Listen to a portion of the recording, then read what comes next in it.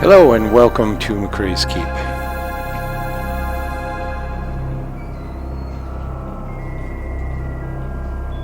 On this stream we will be taking a fairly general overview of the entire site, going into some level of detail in some areas. In streams later this week we're going to be taking deep dives into all the various areas of the site, including the pocket gaming dimension, our 3D and VR virtual tabletop, as well as some of the support features like the Golem Lab, where models can be manipulated, textured, colored, and basically gotten ready for use in your scenes.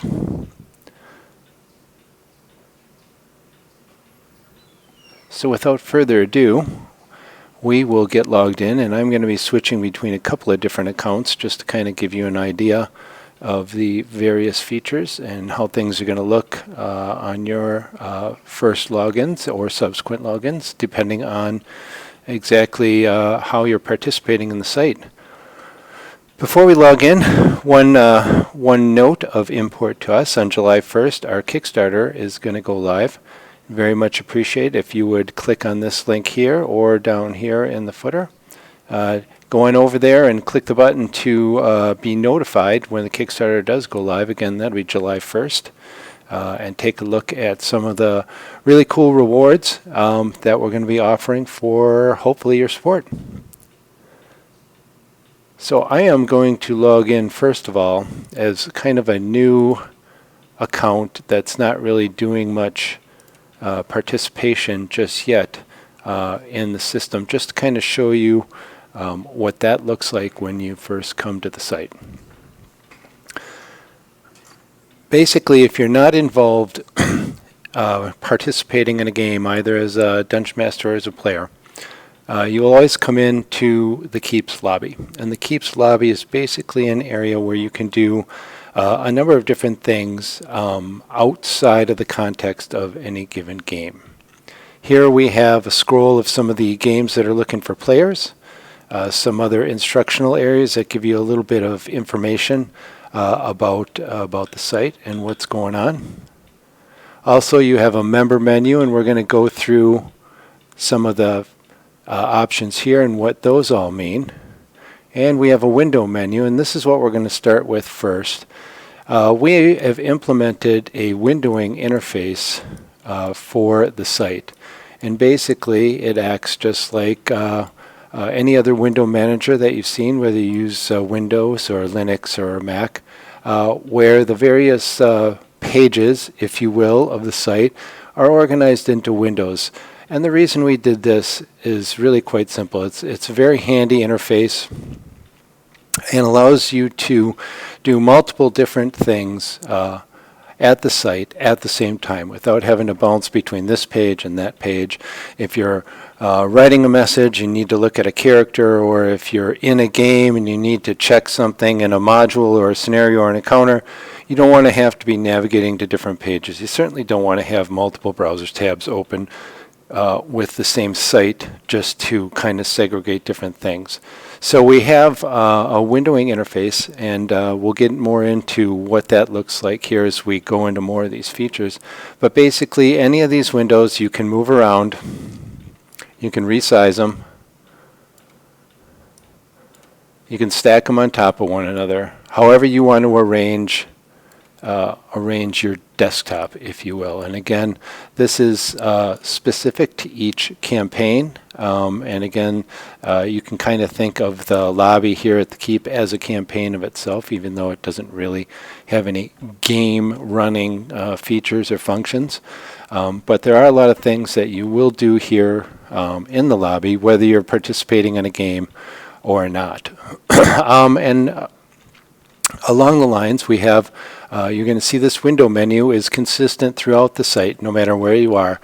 And what this allows you to do is see which windows are open And for instance, obviously in this situation, we only have a few windows open and it's not a big deal. But sometimes you can get one window behind another and, oh, where'd my window go? And just like in Windows and Linux or whatever, you may want to come back and say, oh, okay, I need the messages window to come up front, and there it is. So you can always find things there.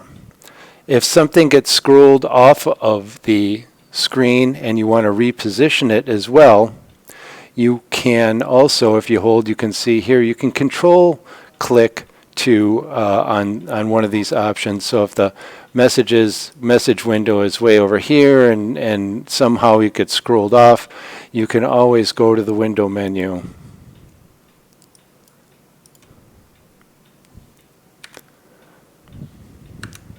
You can always go to the window menu, hold down the control key, and that's going to bring it up to the upper left here, and you can always bring it back right where you want it. And when you do move or resize your window, it's going to tell you where it was moved to, or if you resize it, it gives you the new dimensions of the window. This is, we use this mostly in development, but we have it up here for information too. At some point, that'll probably go away. So the windows that are open by default are really the kind of main general welcome area. This has a news scroll up above, and you can see a lot of the new updates and things that are happening at the site. If you have unread messages in any of your campaigns, that will also show here as well. This main scroll here will scroll through open games or games that are looking for players. A lot of games will be private. You'll come to the site as a group, a DM, and players. This won't really apply, but there will be a good number of games that are just looking for players, and you can come and see what the details of the game is, and then if you want to, you can apply. Some games will provide a character. Some games will require you to have your own character. It just depends on the particular DM, the particular game in question. So, excuse me. Also, we have a little information area about the Pocket Gaming Dimension. The Pocket Gaming Dimension is really the focal point of the site. This is our version of a virtual tabletop, if you will. And here you can get some images and some videos that kind of show you some of the different things that we're going to go through in this video. But at any point you can come here and take a look. There's also, again, a link to the Kickstarter. Again, not to get too crazy with that, but if you want to take a look at that, we'd really appreciate it. And also there is a messages area where you can see messages that are sent to you by other people outside of the context of any game. You can compose your own messages to other people in the system. And it's just, a lot of times it's notifications that come up in here, but if you are talking to people about coordinating a game or a game session, sometimes that can happen here in the lobby as opposed to in the context of the game or the campaign in question. The next thing we're going to look at is the menu at the top of the screen here. We already touched on the window menu. We have a member menu, and we're going to go through all the options in there in just a second. We also have what we call the campaign selector. At first, you will only have the lobby, and if you're not participating in another game, but we are here, and we'll get to that in a second. But if you are participating in one or more games, they'll be listed here, and you can switch over into the desktop or the area of that game where your windows will be rearranged and your menus will be different. You'll have a lot of different options based, again, on how you're participating, whether you're participating as a game master, as an assistant game master, as a player, or as someone who's just lurking or just kind of watching but not really participating. So right now we're going to look at the member menu. The member menu is only available when you're in the lobby.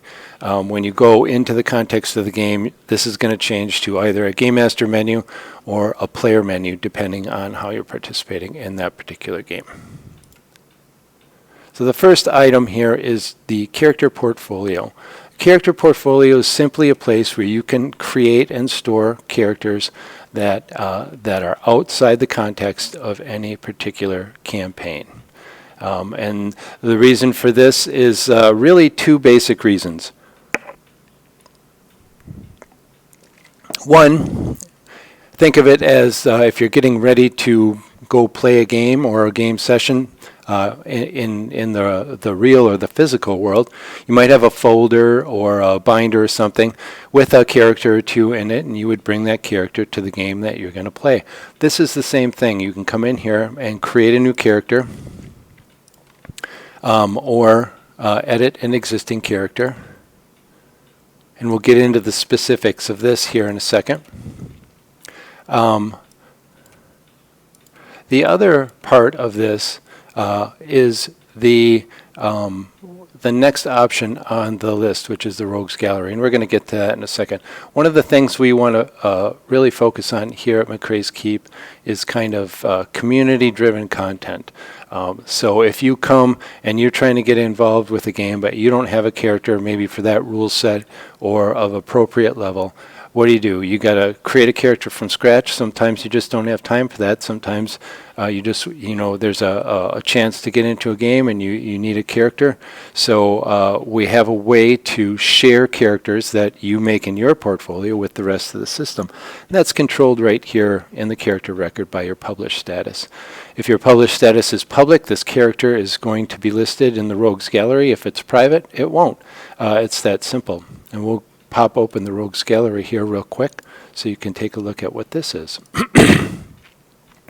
So here we have a list of all of the public characters that are in the lobby. And there's quite a bit already, and we've gone through and done a couple of things for you. A number of these are from other participants, but we've also imported the SRD versions of the entire monster manual.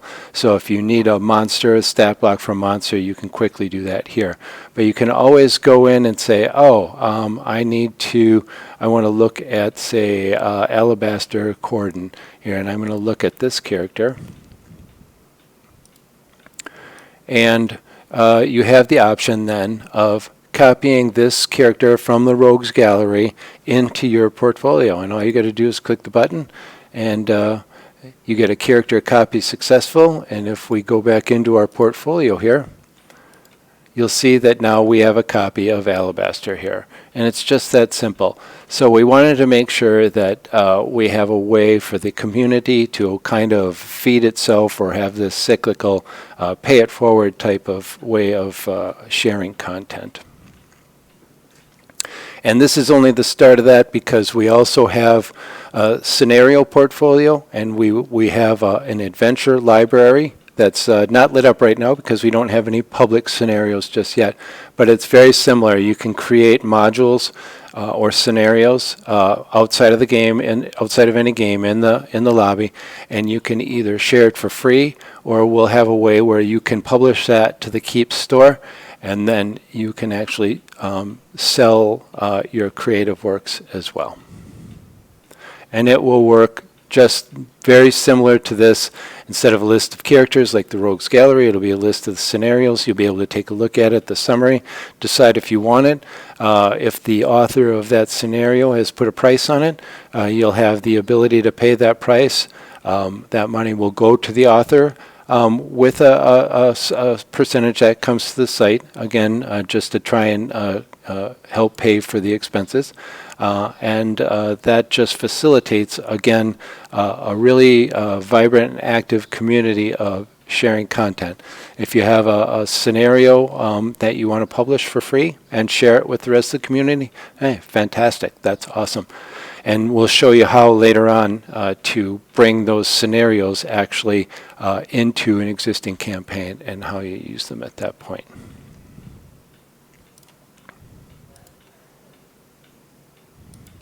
So we'll close some of these windows, and again, you can see when you get a bunch of windows open, the window menu can come in be much more handy.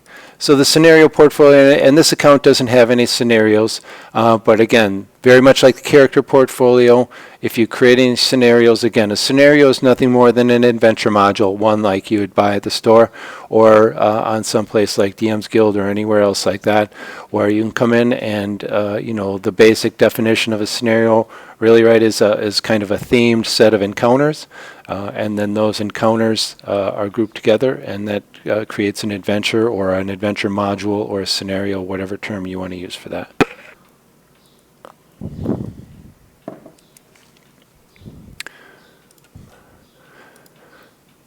So open campaigns basically is sort of an additional version of this carousel of images here.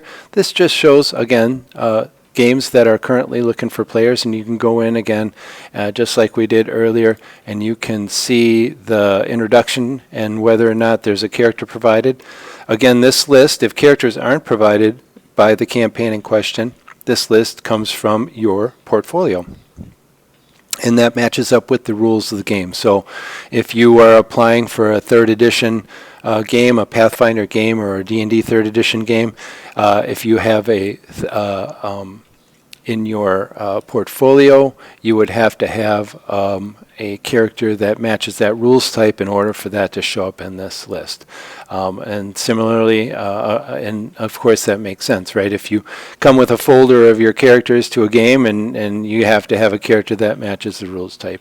So we try to basically mimic real life wherever we can, because really the virtual tabletop play method is very much similar to the actual face-to-face tabletop method. We just digitize certain aspects of it.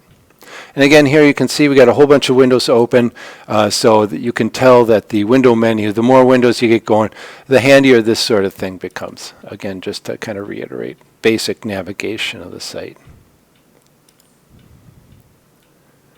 Participant applications is a window. If you apply to a game, say we wanted to apply to a Dark and Stormy Night, if you do that, then that pending application will show up here, and you can then know that, oh yes, I have this, and then it'll track whether or not you've gotten a response from the game master or the dungeon master in question, and if you get accepted into that game, then obviously the application will go way out of here. But it's just kind of a way of keeping track if you're applying to multiple different things, when you did and what the status of that application is.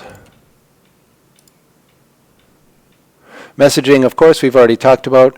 This is the message list, and again, just like any email client or anything like that, this is all completely encapsulated in the context of the site. Again, messages here in the lobby are out-of-game messages. They're not a part of any game that you may or may not be participating in. If you want to run a game as a game master, we need to know a couple of things about the game, and you can see that as reflected over here. Basically, the fields that you fill out here are fields that come over and are then displayed for other people who may look and be interested in joining your game. And it's very simple, very straightforward. A title, select what rules system you want. And if you don't see a rules system that's your favorite in here, don't worry, we'll be adding more. This is just a very basic list that we put together right away. But we'll be putting, we've got all the big ones in here, all the currently most popular ones, but we'll be putting all of the kind of old school and more niche rule systems in. You can put the setting in here, the image, which appears here in the carousel. And if you have a website that's dedicated to the campaign, like a lot of Dungeon Masters do, you can certainly put the URL in here, and that'll allow people to link over and get more information. And then here you put the description. Basically, that's this text right here. That is going to be a mix of, kind of in character or context to the actual game, plus maybe some some housekeeping information about the style of play, the schedule of play, how often live sessions are run, that sort of thing. Whether the audio and video is going to be run via Discord or via Zoom or whatever. All those types of things that are kind of just logistical to running a game. Account management is just updating your email, changing your password, basically, or changing your avatar. Fate generator is what we call dice roller. In the lobby, it really doesn't have much function. Much more functional in the context of a game, or we'll do more there. But basically, you can set it up to roll any combination of dice that you want. Again, here in the lobby, it's more of a curiosity and just something to screw around with. When you get into a game, we'll show you much more about rolling dice and all the different options you have for a generating roll. And the chat here is, again, just the lobby chat, a way for the community to kind of interact with one another, again, in the context of the site. Again, the chat becomes much more of a feature once you're actually participating in a game in a live game session. And we'll get into that when we get into the actual kind of meat and potatoes of the site.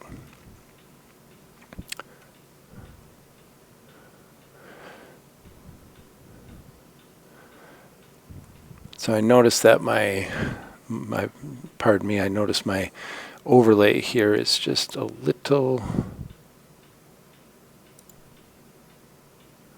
off size, so I'm just gonna stretch that out a little bit.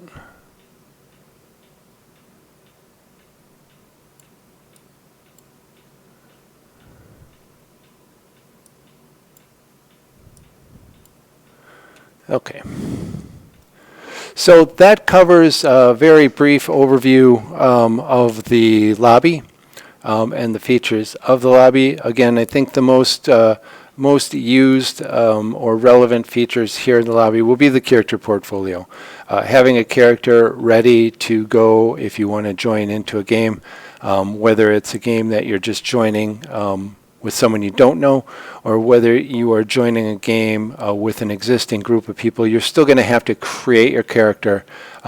If you have an existing group, you can get into the game without a character and then create the character within the game, and we'll show you how to do that. But oftentimes you're just going to come in here, you're going to work on your character, and then that'll be part of your portfolio. Once it's in the portfolio, you can use that character in any number of games that you want. If you're playing in multiple games, you want to play the same character, you certainly can do that. You can also, and we'll show this when we get into an actual game, that you can copy your character in game back out to your portfolio. So if you're running a character in one game and you wanna use that for something else, you can copy it back out of there. But while we're here, I think what we're going to do is we're going to take a brief look at the character record itself. And here you're going to see a fairly straightforward character record. Our system is rules agnostic, so we have a core group of fields of information about the character that kind of is kind of the lowest common denominator for all rules systems. Some of these may or may not apply to one specific rule system or not. Then we get into the attributes where things are a little more specific, and our attributes are all done based on templates that are based on rule system. So they're going to be slightly different depending on the rule system in question, and we try to do our best to accommodate everything. And I'll show you where this character is obviously, well, not obviously, but is a 5th edition character, and I'll show you how this looks here in just a second.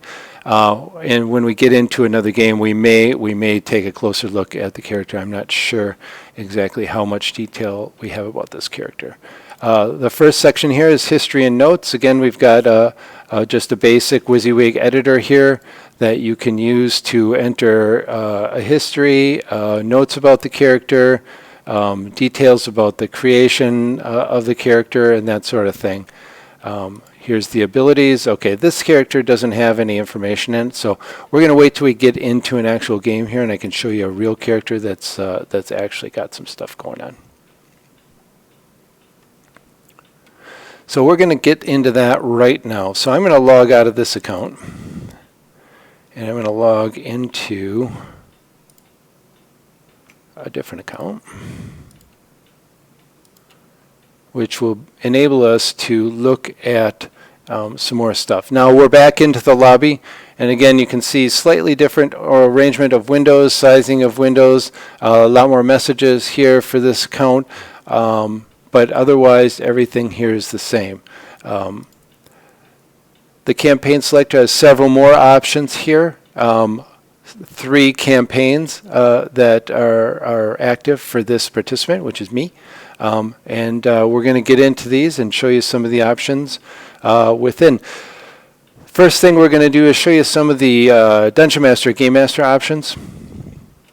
And the first thing you might notice is that the background image, or the desktop image,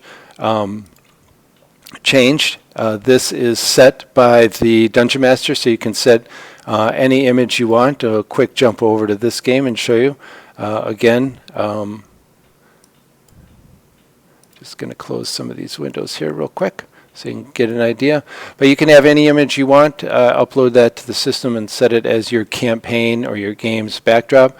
All the players see this, and it just kind of identifies the game. Obviously the title is up here, but it's a nice way if you're flipping between multiple games. It kind of gives your game a little character, a little flavor, and makes the experience a little bit unique.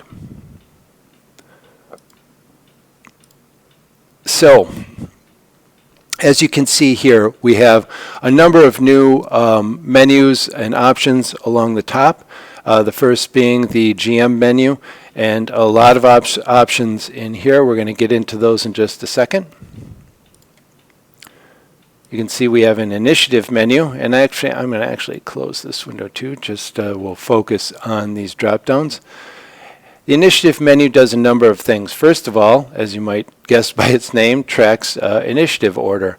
Also, you can see that we have multiple groups of characters. These are called, here at Macray's Keep, we call them contexts. So you have to be in the same context as another character in order to interact with that character. We'll get more into context later on, but basically it's grouping of characters in a logical way. You can see that we've got a main group. All games have a main group, and whether or not you add additional context as a game master or not is completely up to you. There's a monsters context here, a context called Gate Town Market, one called NPCs, one called Critical Role. We were doing some figure painting, 3D figure painting for the current batch of Critical Role characters, and we'll show you some of those later on.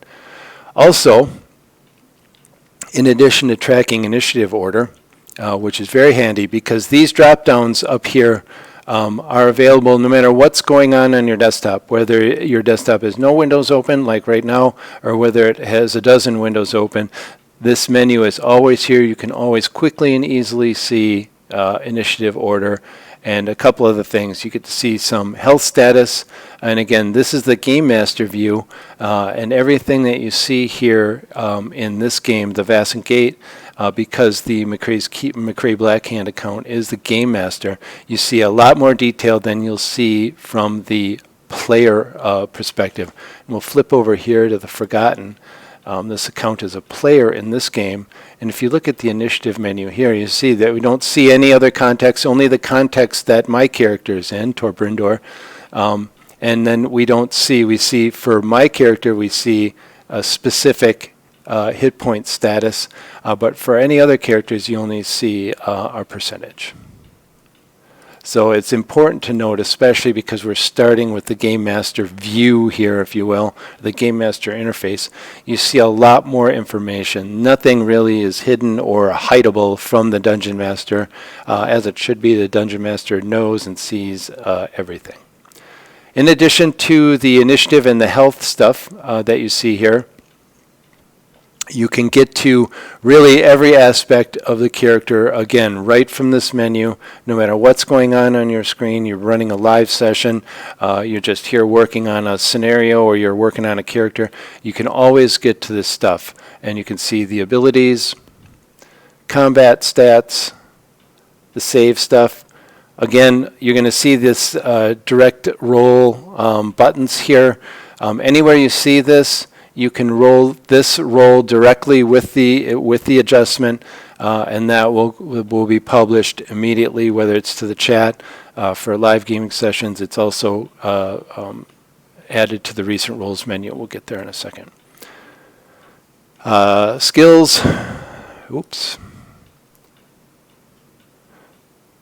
Skills, again, you get all your skills, all your adjustments, whether you're proficient, and then you make your check with one click here. Again, super easy, super quick. The DM says roll this check, or in this case the DM needs to roll a check. You just come right on in here and you roll it, and there's no futzing around trying to figure out, oh, which die, how much, what's the adjustment. It's all done for you. Just click the die and go. We try to do that in as many places as possible. My experience has been that when you're running a live game session, one of the aspects of the game that slows down the flow of things more than anything is rolling dice. And if you don't have convenient, quick ways for everybody to make their rolls, then everybody's kind of sitting around waiting for, oh, this person's got to, fire up the dice roller, and okay, this die type and this many and this adjustment, and here's a description. We try to make that quick and easy and one click wherever we can, and we'll get more into that in a second, because not only do we have things like these direct rolls all over the place, but we have favorite rolls and that you can assign. And other special roles for initiative and things like that that really speed things along.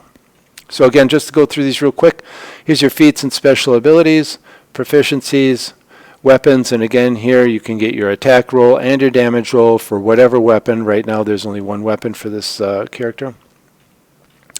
Armor stuff, languages, spells, and miscellaneous stuff. All of that's available right there, again, for the Game Master, for every character. For players, you get to see all the characters in the initiative order in the context that your character lives in.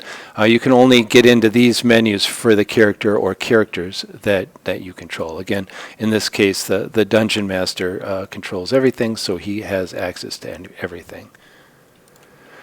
In addition to being published to the chat, the recent rolls are all available through the recent rolls menu. This is the last 10 rolls that have been done.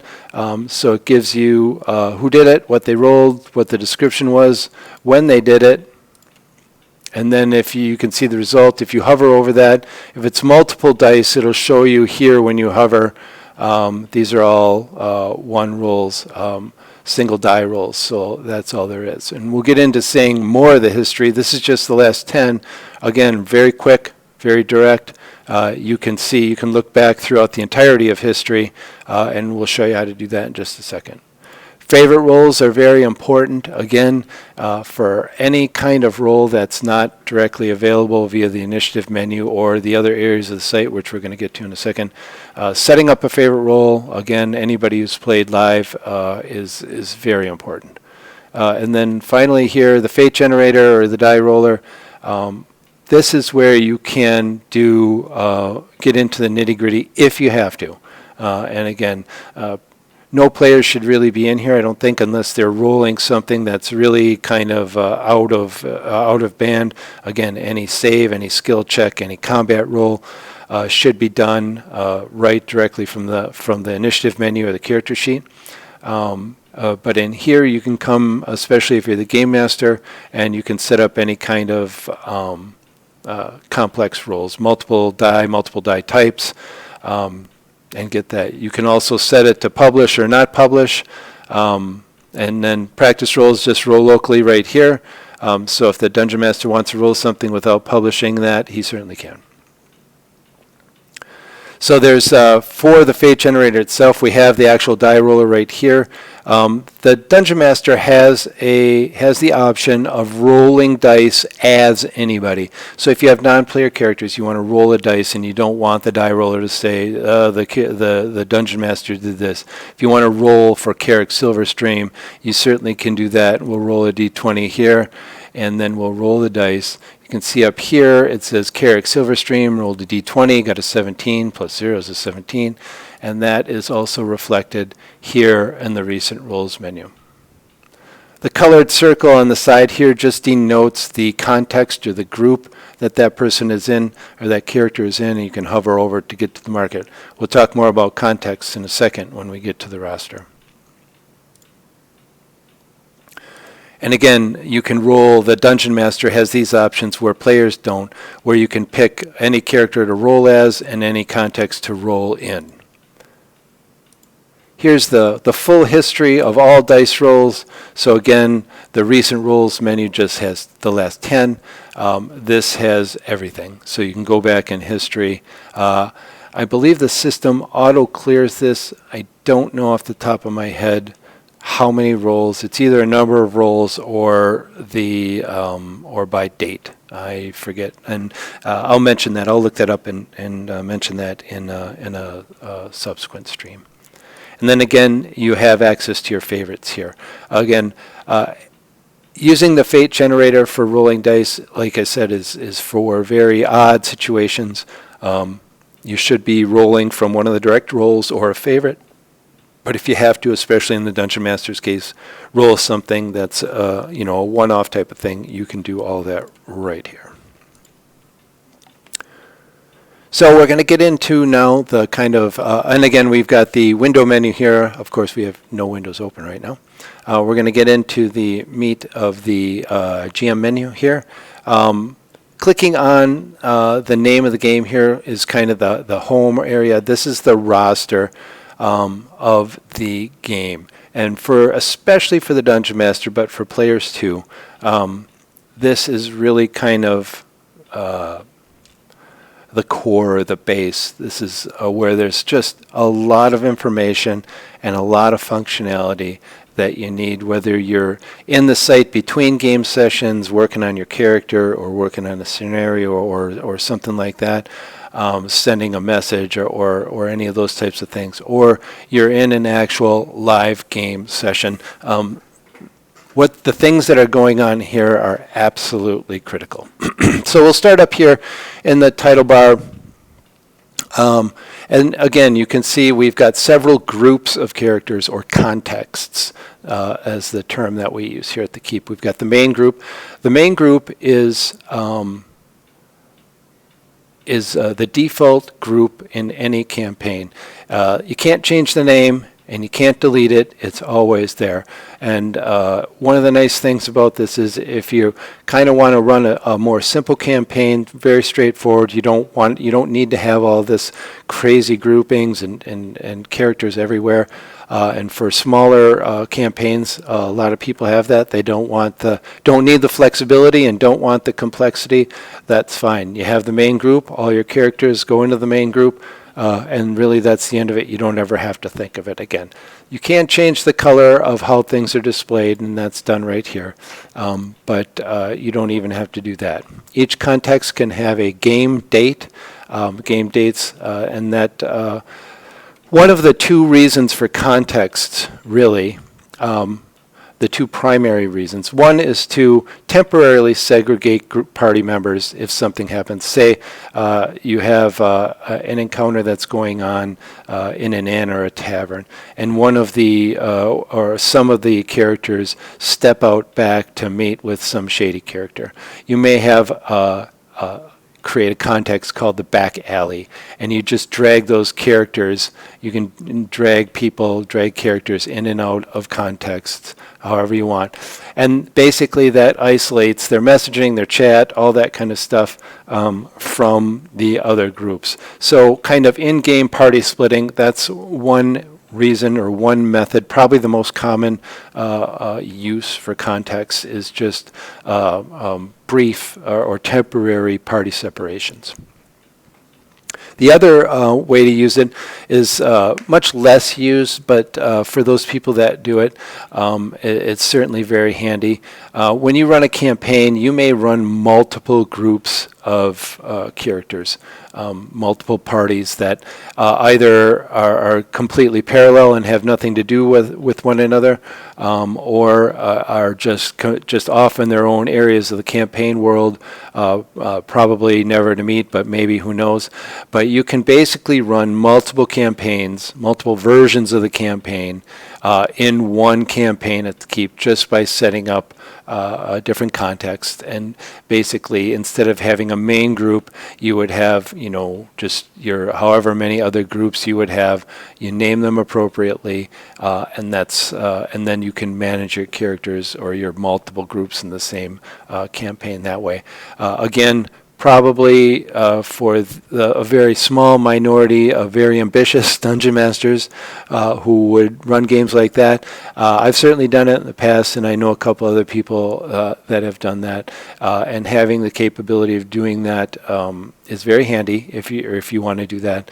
And that's why there's dates for every context, because if you're keeping track of game time, then sometimes by design or otherwise, those dates might get out of sync, and you want to just basically be able to keep track of them individually.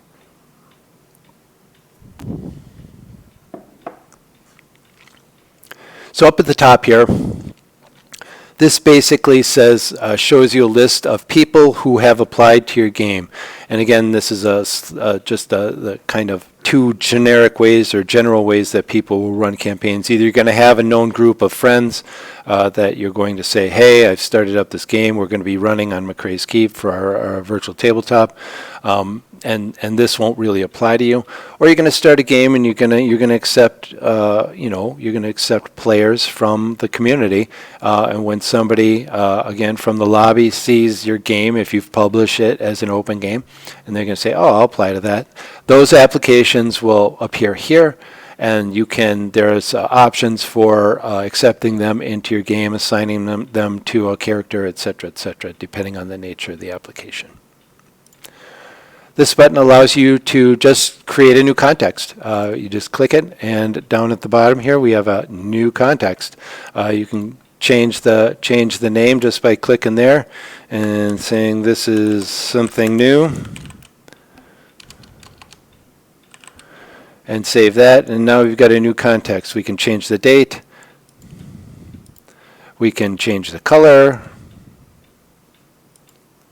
So that you notice with messages and chats and different things like that, if you want to set a color, you can do that.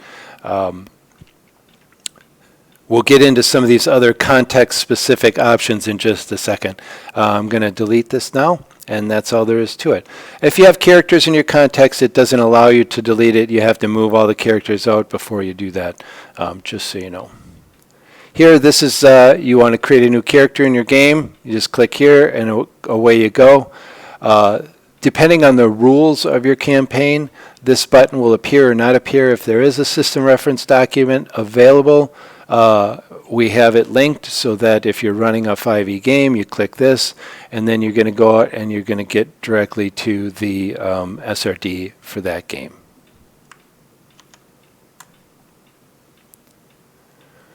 And again, close button for the window if you want to close it. All these windows, again, you saw can be sized and moved. That's the basic options. For each, we'll talk about the context level options here, and then we'll talk about the character level options because there are a lot. First of all, this will open the Pocket Gaming Dimension for this context. And again, not to overcomplicate it, if you're running a single group of people, you never have to worry about, what context is what and all of that. But when you're running a VTT session in the PGD, or the Pocket Gaming Dimension, that is segregated by context. So you can have the same scene open for multiple different groups of players. Generally, that's not going to happen at the same time, but you can set up scenes for various contexts. So various figures and characters are included in there, but if that scene is loaded for another context, they're not there. Again, it's just a way of keeping groups of characters separate. And again, if that doesn't apply to the game you're running, you can ignore it and you don't ever have to worry about it. One of the things we wanted to do with the context system was for people who want the flexibility, they can certainly add it in, but for people who don't, they don't ever have to worry about it. Everything just works without touching a context right out of the box. And much like the PGD, the chat window, the chat is context specific. And again, this could be a little more handy, again, in the instance or the example I used earlier. If you have a party split, you may want to be able to send chat messages or have those people chat without the others being able to see. And this is a way of doing that. And again, here, just like with the dice roller, because we're the Dungeon Master of this game, we can switch into any context here for chat, and we can chat as anybody we want in that context. This button here basically just allows you, if you get a lot of characters, a lot of context, you might want to just close that up and make a little bit more room. It's just a convenience and a viewpoint thing. This is also honored by your initiative menu. So you can see here we have the Critical Role context and the Gate Town Market context are closed or collapsed. The main group, the monsters and the NPCs are open. So if you go to your initiative menu, again, you can see the main group is open, monsters is open, Gate Town Market is collapsed, NPCs is open, and Critical Role is collapsed. So however you want to manage this, again, you get a long list and you just want to collapse things. Or if you're running a game session and, NPCs, just it's not relevant for right now, you want to keep things clean and simple, that's fine. You can certainly do that. And again, you saw before, this is for deleting a context. Again, it's dimmed out. If there are any characters in there, you have to move those out by dragging. And again, you can just drag things along anywhere you want. You can also drag contexts if you want to reorder them just for whatever makes sense to you. That's fine. And then again, renaming the context, you can certainly do that too. So those are again, we touched on the date earlier and the color. These, for each context, these are the options that you have. We'll get into the PGD and opening that a little bit later. We're going to save that one for later. Within each context, you can see that we have a role for each character that's a part of that context. And we'll go through these options one at a time. This dimmed out button here, basically when you open the PGD, this will control whether or not this character is in the scene or that figure, that token if you're in 2D mode, and we'll talk about that in a little bit later. This, again, this is going to be, and this is a Dungeon Master only. A lot of these are Dungeon Master only, and we'll get into a player version of the roster here in a second and kind of show you it's really obviously much more basic interface with many fewer options. The eyeball here basically controls whether or not the character in question is visible on the roster of your players. Why would you want to do this? You may want to have monsters or NPCs that you're going to introduce into a scene, and this is mostly a VTT or a Pocket Gaming Dimension feature. You want to have your monster that's ready to go, you're ready to click to bring it into the scene, but you don't want to give that away by showing that it's on the roster. It's, people, oh, hey, there's a Yeti that's going to come in and attack us any minute now. So this basically turns off their viewership on the roster in your player's viewpoint. Here is the current hit points or health, and there's a slider here where you can just change that however you want. Again, in the character view, or players, player view. Only the players that can modify their own. They don't see this option for other people's characters. Here you have a button to get to the full character record. Again, we're going to take a look now. We're going to divert from the roster briefly. We'll just leave this open, and we'll come into here next. We'll finish up with the roster. We'll get into this character is filled out, so it's got all the options, and we'll go through all the various areas here of the character in just a second. In addition to being able to get to all your character information from the initiative menu, you can obviously get to that here in the full character record. But you can also get to it here on the roster. And you just click this, and this is going to open a series of buttons, again, that very much like the initiative, abilities, combat, saves, skills, etc. And this is abilities, combat, saves, skills, etc. It's all the same. It's all organized the same. And just like these collapsible sections over here in the full character record, you can see these icons are all the same. Icons are all the same. So if you want to get in and see the abilities, you can see the abilities, the modifier, and then you can direct roll right here.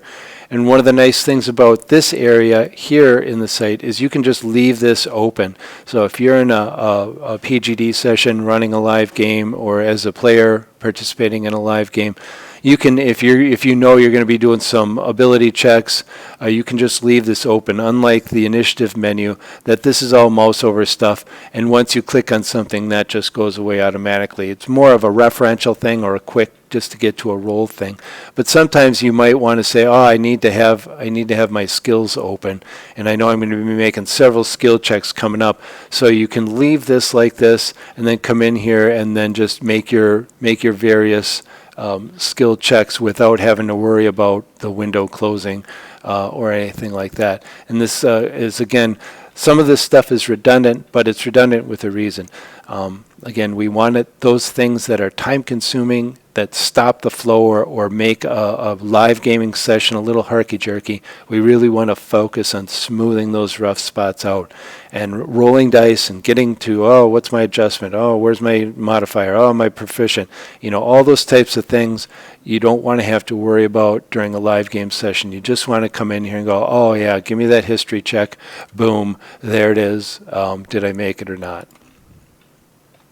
And even when you're not rolling something, you know, if you want to see no gear here, all the languages or whatever conditions that might be afflicting this character, spells and the like, you can get at all that stuff. Again, full character access right here, very easy. And again, this is something that the player for this character has access to this in their roster, and the Dungeon Master has access for all characters in the game. We'll flip over real quick to a player view here just to kind of show you some of the differences. Again, this roster much smaller, and I'm a player in this game, so again, I can't get into the character record, can't get into the options here. I only see a percentage on the health, can't change it either. This is dimmed out.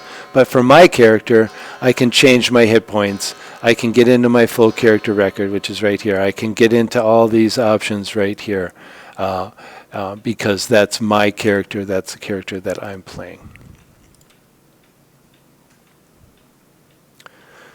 So finally, we've got initiative. And you've got two things with initiative. Either you can set it directly by just bringing up the slider, and that you saw automatically resorts the context. Again, initiative is contextual to context. Or you can do a roll, and it will automatically roll and then automatically resort the list. Again, this is honored. You can see this is the same order as the initiative menu. So you have, again, that redundancy where no matter where you look, no matter where you go, you have access to some of this information that is really kind of core to any live gaming session.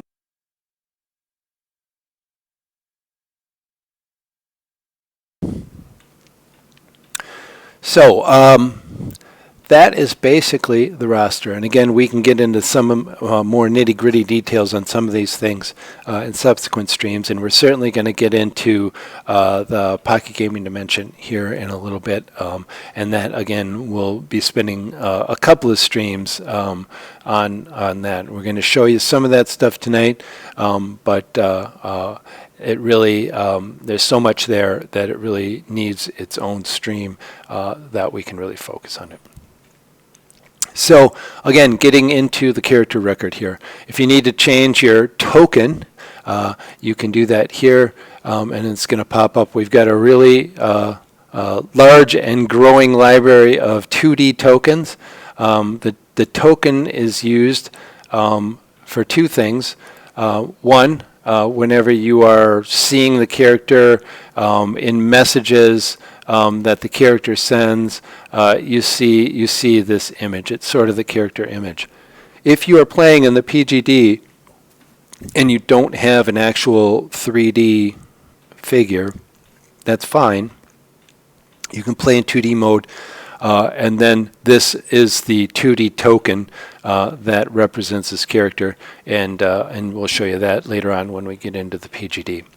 Again, because we're generic here and we accept all gaming systems and rule systems, some of these things are just type it in. What's your class, how you want to put that in, level, XPs, size. Again, this is pretty straightforward, so we have a drop down for that. We don't do WotC, and I think probably more and more rule systems are getting away from the term race just because it's kind of a thing. So we have adopted the Monster Manual method. If you go to the 5e Monster Manual and you look up a drow, for example, you'll see that it's listed as a humanoid, and the type of humanoid is an elf. So we've adopted that for our PC, our player character records as well. So we have a placeholder here because most PCs are going to be humanoid, and then the subspecies will be dwarf and a mountain dwarf. So that's the way we do it. If you don't want to put the humanoid in here, you don't have to. It doesn't really affect anything. You can see that these are displayed on the roster. If you do put a species in there, it will be displayed. If you just put a subspecies in there, that's all that'll be displayed too. Here for this character, Tapissa, you can see here we've got humanoid is actually typed in here, and lizard folk. So that's the way it shows up here on the roster. And again, the Dungeon Master can handle that their own way. We're not here to tell anybody how to run their game. We just want to give everybody the most flexibility for doing that. Deity and alignment. Again, alignment is pretty straightforward, so we have that in a drop down. Height, weight, gender, black hair. You can have blank gender if that's your thing. We're trying not to offend anybody. We're trying not to get involved in anything. So just kind of keep it simple.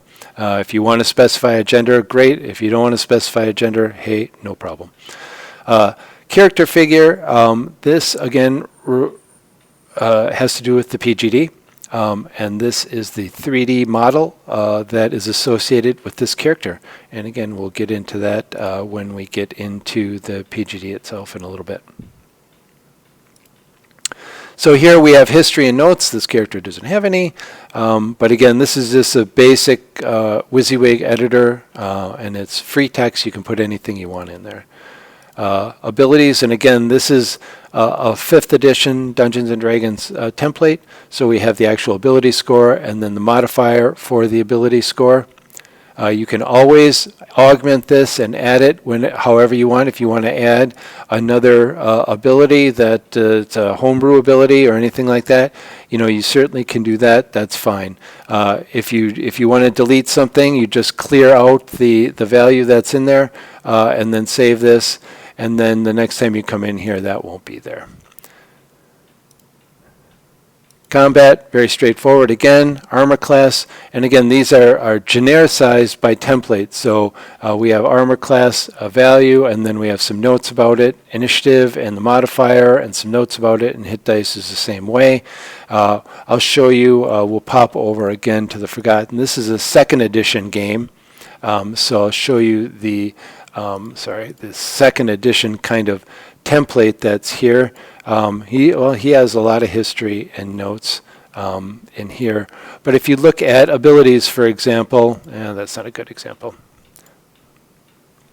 We have THACO is a second edition stat initiative modifier. The saves you can see are completely different. Again, this is rule system specific. We have these templates set up by rule system. If you want to run a game or play in a game and you don't see the rule system that you want to use listed, let us know. It's not something that we have to program to. It's just some configuration changes. We create the template, and then you're good to go from that point forward. So lots of flexibility there. So we can support really any gaming system that we have access to the documentation for. Again, here we're back to the 5th edition world, all the different saves and the modifiers and whether or not you're proficient in it. Skills is the same thing. So we won't go through all of these, but you can kind of see where we're going with all of this. And as long as you have some of these things properly formatted, again, you're going to be able to get the direct roll. So if you have your weapons set up properly, then these direct roll buttons will set up. And if you want to attack with your Warhammer at +5, you can see the D20 +5, you rolled a 6 for 11. And then if you look in recent rolls, it actually puts the actual description in there for you so that, again, one-click roll in combat. And if you say, oh, great, you hit, and then go ahead and roll your damage, and then you got that too. So keeping things as simple and straightforward as possible is a big focus.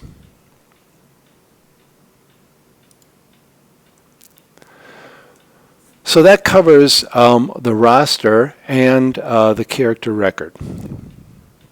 And again, we're going over all this stuff pretty quick pace and at a pretty high level. But I want to touch on most of this stuff in this stream before we start taking deeper dives into context, using context, getting into the PGD and things like that. So again, just like in the lobby, in-game messages are something that are used for a wide variety of things. Oftentimes when I'm running a live or a VTT game, in between gaming sessions, a lot of gaming happens, honestly. After an adventure, everybody comes back to the city or the inn or the base, the castle or wherever that the group kind of makes their home base. And, maybe the wizard wants to go off and do some research on a new spell. The priest is going to go over to the temple and figure out this, that, or the other thing. The rogue's going to go to the Thieves Guild.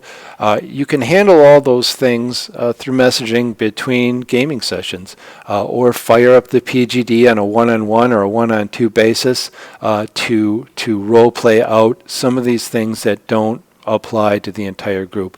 And being able to send messages, again, that are context-driven, and that are relevant to certain individuals and not others is a great way to kind of keep the gaming experience, get that kind of gaming Jones between your live sessions, and can also be very helpful just getting people ready for the next session instead of having to have half the group sit and twiddle their thumbs while you resolve the spell that the wizard was researching between gaming sessions, when you could have just done that through a non-live, message-based type of conversation throughout the week or 2 weeks or whatever it is between live gaming sessions. And then when everyone sits down, you're ready to play, you can just get going right away and everybody's completely up to speed. The Pocket Gaming Dimension, although we're not going to get into it itself just yet, this is another way, in addition to this button for each context up here, this is a way to see all the scenes that you have created for the PGD and allows you to, again, this button is the same as this button here as long as you have the context in question selected here. So again, the PGD is relevant, excuse me one second.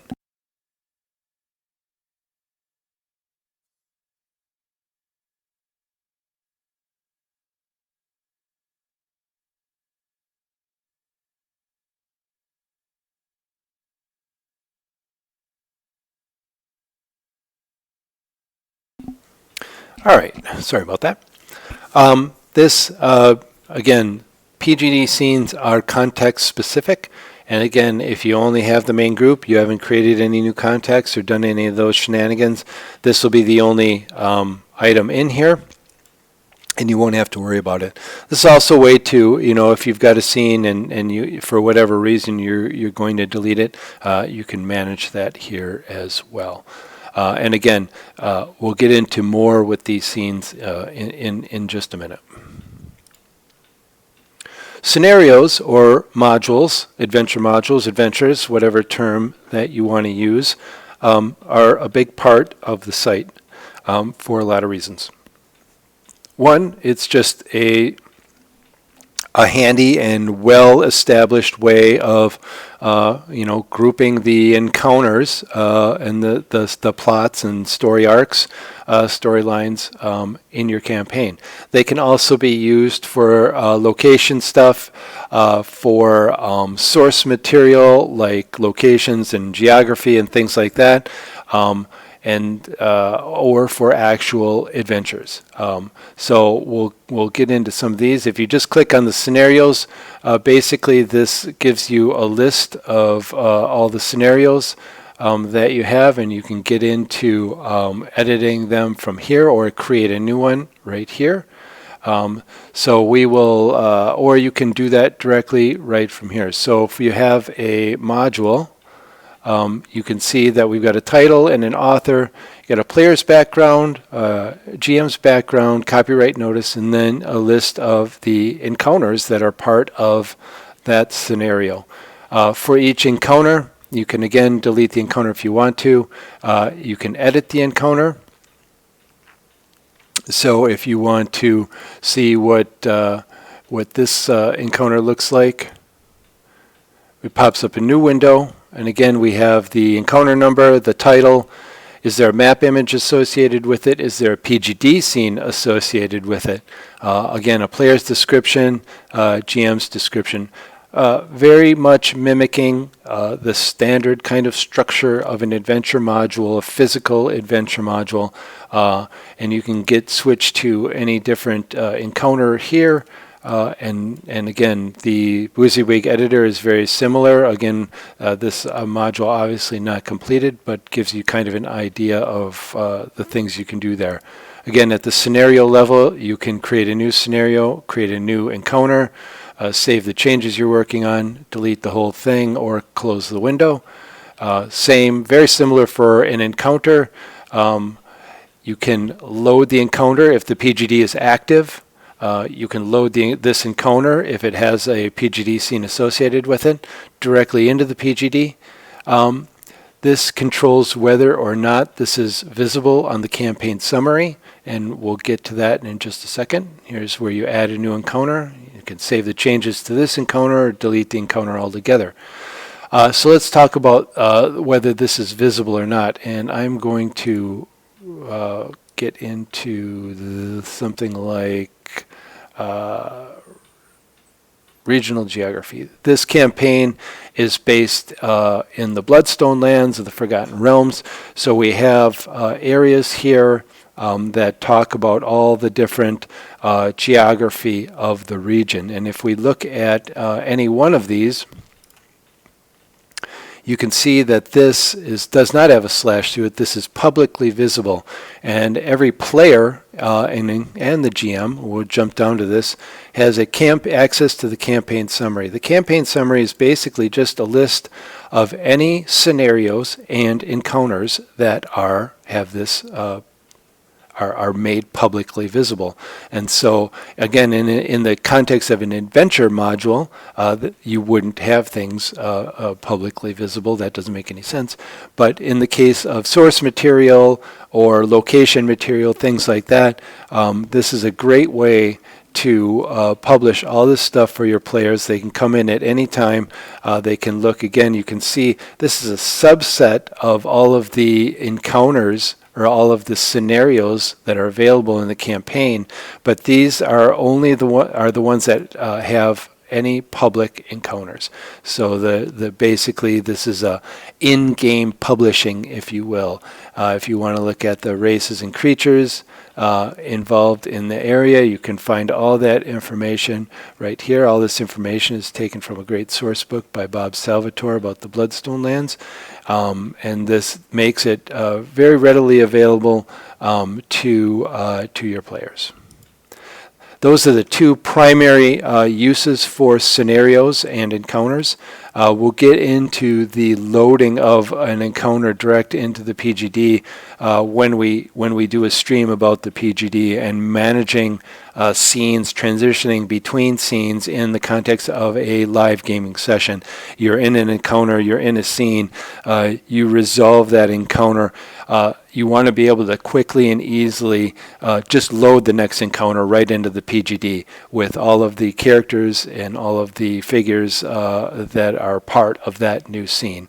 One of the things, again, we're trying to really smooth the rough edges of a live gaming session, and one of those that we found in a lot of other VTT systems is getting into the next scenario or the next encounter in the scenario where a map's got to be loaded and the fog of war's got to be set up and then the tokens got to be brought in and they have to be repositioned and all of that sort of stuff really interrupts the flow of the game of that session. And so what we're trying to do is keep that as smooth as possible.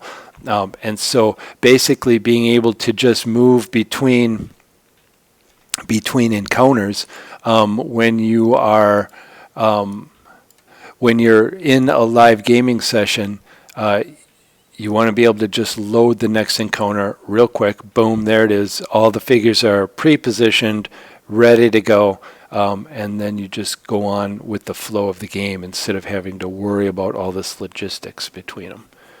And again, like I said, when we get into the stream where we're going to dedicate a stream or two or three to the PGD, the logistics of it, and actually running a live gaming session to see how these things work with the Dungeon Master to make things as smooth and seamless as possible. Campaign details are basically the same form as the campaign application that we saw in the lobby. And this basically allows you to come in and update any of that information. If you want to reopen the game, you can add slots. When you have a game that has 0 slots, it does not appear and on the open campaign list in the lobby.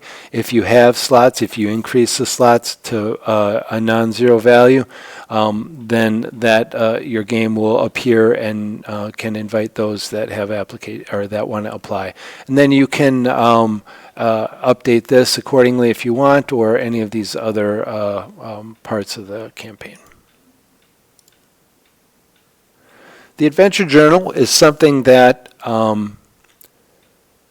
both players and Dungeon Masters have access to, and it's a very simple concept. It's basically just an editor window. It's free text, and you can put anything in here that you want. Again, you want a reminder to do something later in the game or the gaming session.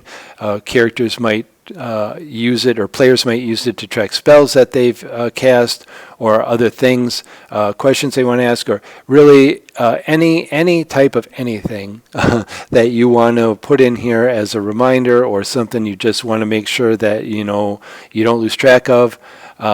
When I play in the game I'm playing, I've got spell progression in there, spells that I've used, just very easy way to keep track of all that kind of stuff.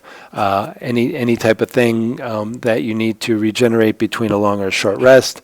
Anything that's maybe part of your character or relevant to your character that's temporary or not doesn't really apply to your character sheet, you can put any of that in here, and it again is completely up to the participant in question.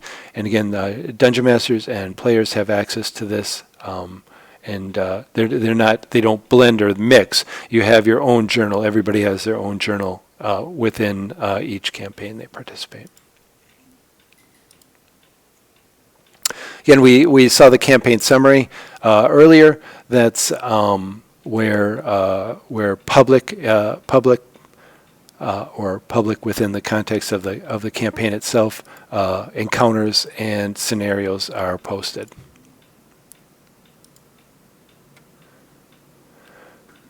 The file manager, this is another Game Master only thing.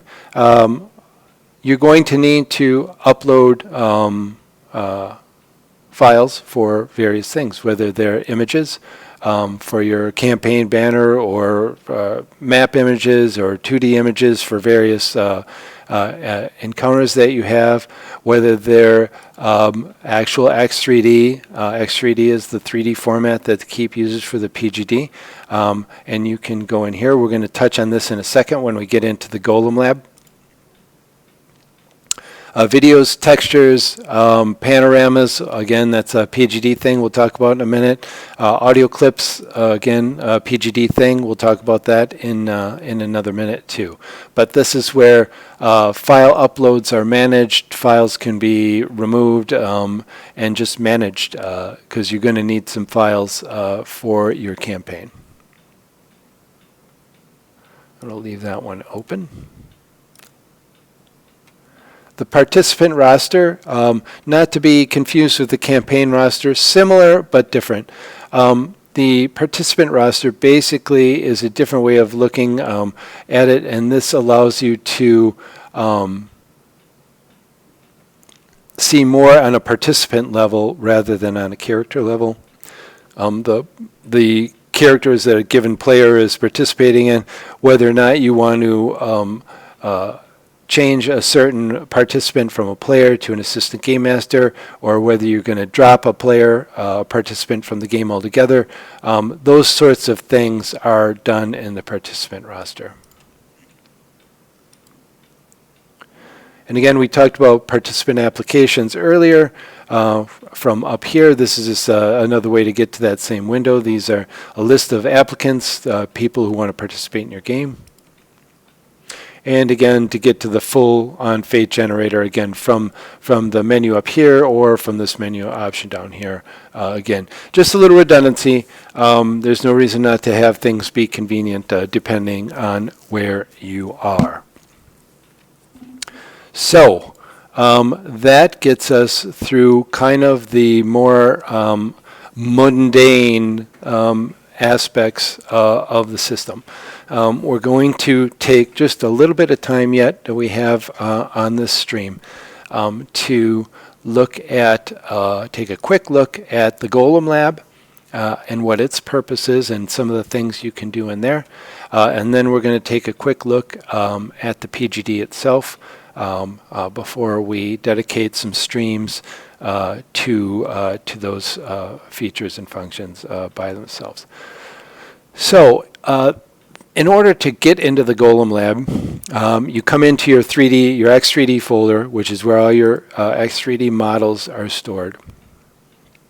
And you can see here, there's a couple of things you can do here. Again, you can upload a file, and when you upload a file of the 3D model, you have to specify whether it's a character or whether it's an object.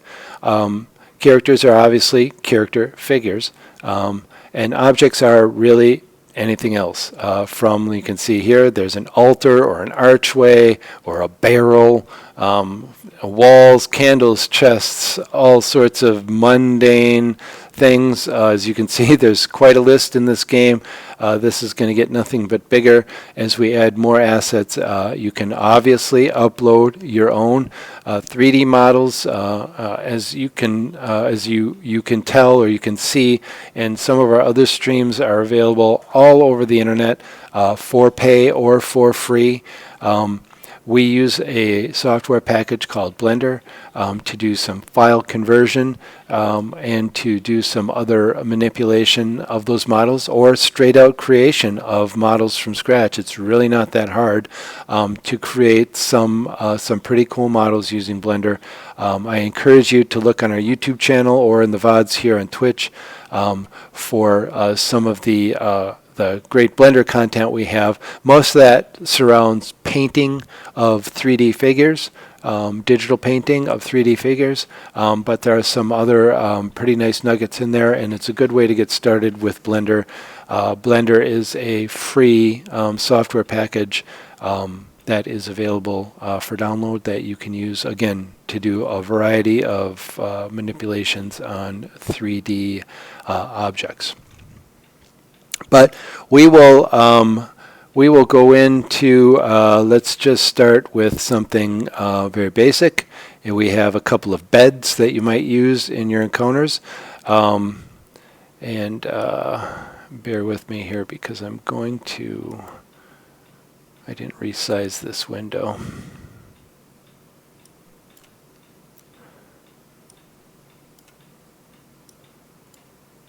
I usually run at a different screen resolution, but when I'm streaming, I dial it back a little bit. Okay, so the Golem Lab is basically a 3D scene that allows you to do some manipulation on the model itself. Basic controls in the Golem Lab, and this applies to the PGD as well.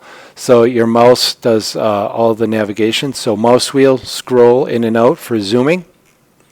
You can right click to move around rotationally.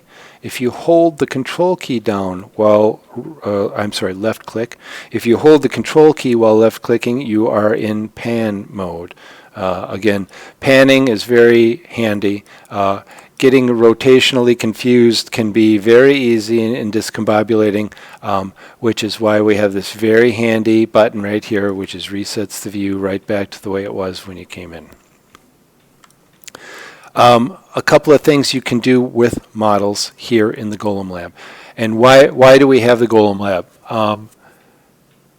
When you upload a 3D model into the system, there are a lot of things about it that the software here at the Keep needs to know, or you need to set in order to have things kind of work properly together.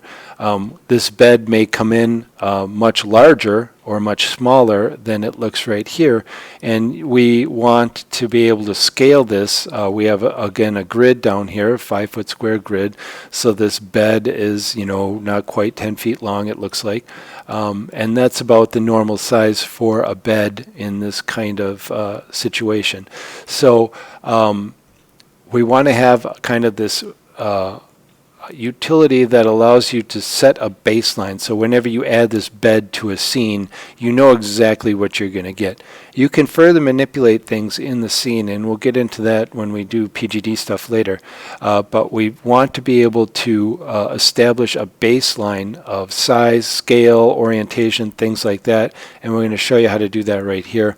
We're also going to briefly get in with a character and a character figure and show you some of the things that we can do with that. So the first thing is this menu, figure properties here. You can name the figure, change whether it's a character or an object. We'll get into the differences there in another stream. You can scale this. You can see that this bed, if it came in at scaled 1, which is no scaling whatsoever, it's much too big for the standard D&D map, right? If this, again, 5-foot squares here, that's 5, 10, 15, 20, almost 30 feet long, 30-foot long bed. Now, if you're designing a castle for cloud giants or something, maybe that's appropriate. But for the standard kind of bed, you don't want it to be 40 feet long. So you can either just use controls like this to scale it, or you can just set the number and scale it appropriately. In the case of objects, tweaking the position isn't really all that relevant. We'll get into why that could be used. Sometimes depending on the source of the model may be offset, and you want to center it in the scene so that when you bring it into your PGD scenes, you know exactly where you're going to place it. And so we allow that. And then the viewpoint position doesn't apply to objects, it only applies to characters. We'll get into that in a second.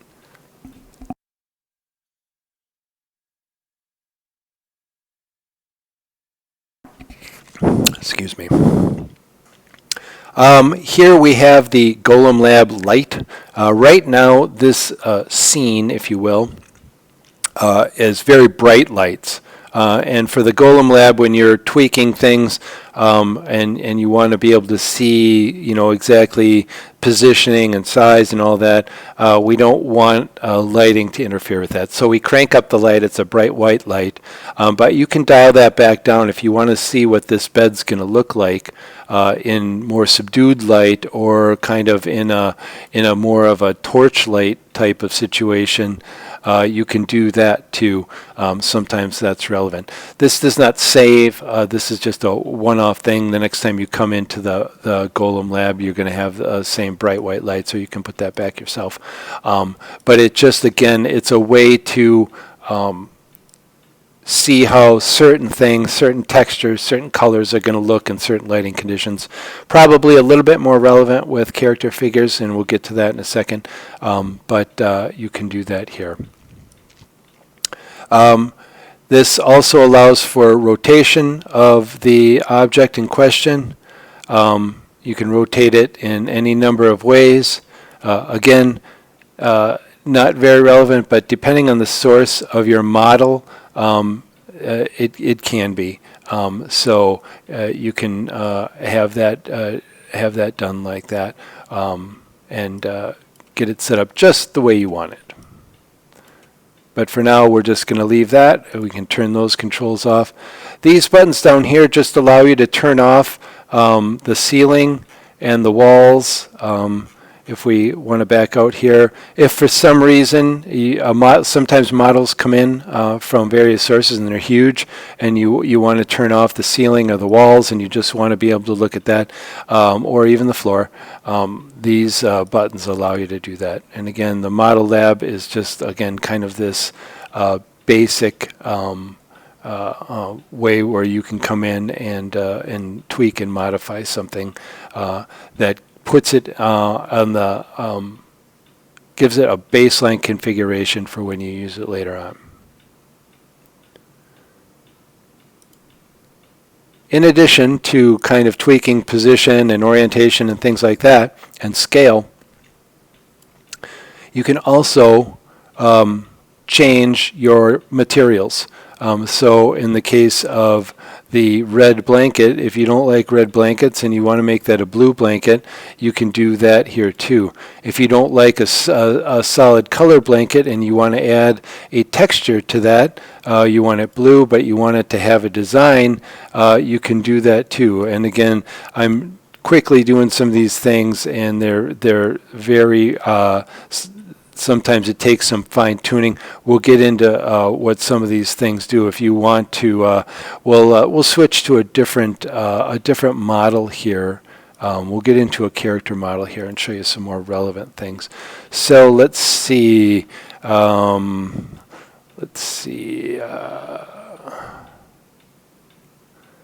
Let's bring up our Damaran militia, which are just, if you look on our YouTube page, we just did this figure for a pair of videos that were giving some instruction on using Blender with figures sourced from eldritchfoundry.com. Very much a preferred vendor for your figures, your digital download figures.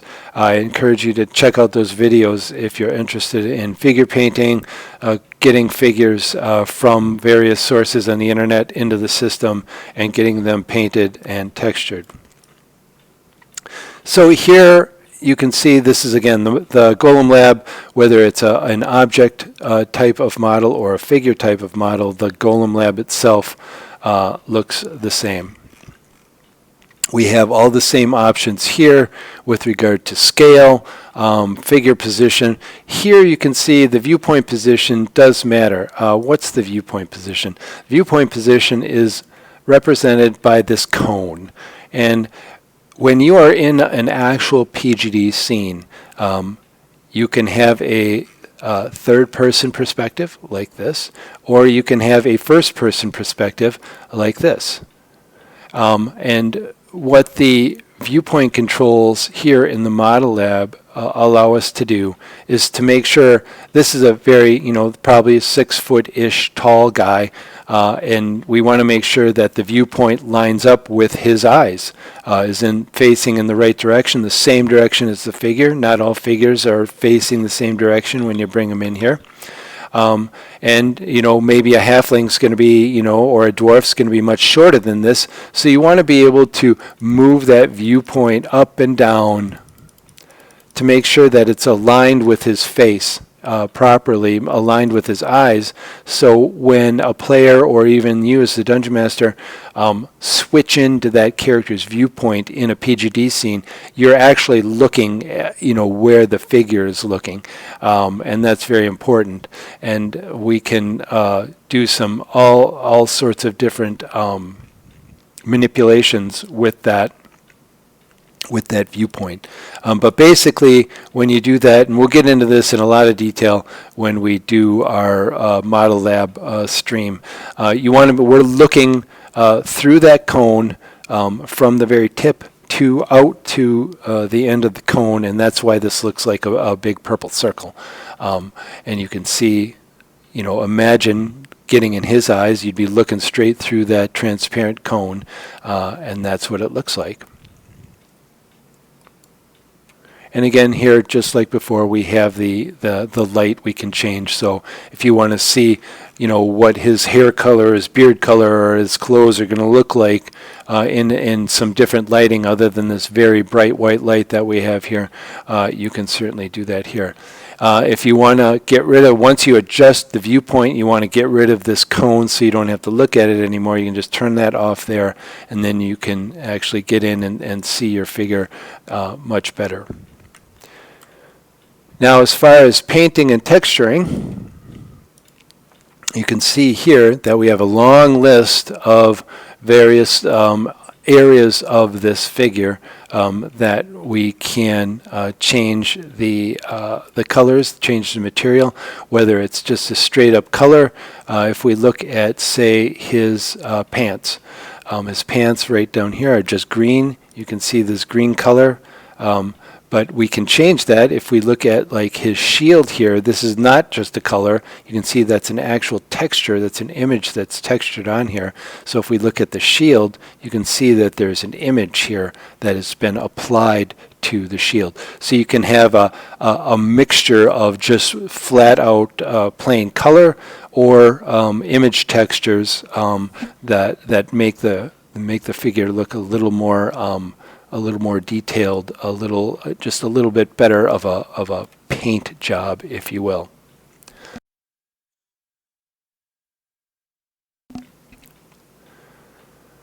So this is the primary purpose of the Golem Lab, is to, again, adjust the model so that when it comes in, you can see, again, the biggest thing really is scale. This is 0.035 scaled, so it's the model as it came in from Blender. This is a figure that was done in Blender, was huge. It was massive. So we want to scale it down. So again, we've got our figure's base or stage here, fits nicely in the 5-foot square. He's, about, if we look, we can switch to a number of different viewpoints here. If you look at his front view, you can see that if we got close enough, or if we backed him up to the wall, he's probably comes up to about here, which makes him, 6 feet tall or so. And we just want to make sure that wherever we get the model from, however it comes in from the real world, that we get it kind of standardized for use in a PGD scene. And that's what all these figures are for. All these adjustments are for. couple of other controls here. You can turn the model lab. This is a different sort of lighting that doesn't take into effect any of the Golem Lab settings. This actually is just everything is fully lit, whereas the Golem Lab light is an actual light source. There's a slight distinction there, but that will give you the absolute look at how everything looks irrespective of light. This, again, just will show you everything that's in the scene, no matter how big. It just zooms to a point where everything fits. You can see the walls and ceiling are that. This resets your view to whatever viewpoint you had selected. We were at the front view there, so if we go to the top-down view, you can see that. Or the scene view, which is our default view, we could do that. And then again, we saw earlier, you can switch into the character view. Again, now we turned our viewpoint control or our viewpoint indicator off, so we don't see the blue circle anymore. These two functions, this one just frames up the figure kind of nice in the camera, in the viewpoint.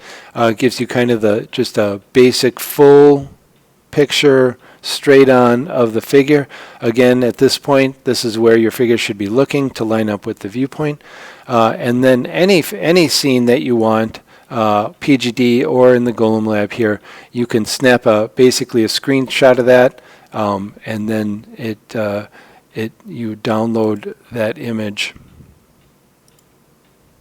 and then you just basically have an image. It's kind of an automated snip. Excuse me, one second. So that is enough for the Golem Lab tonight. We will again get into much more detail of that in the future.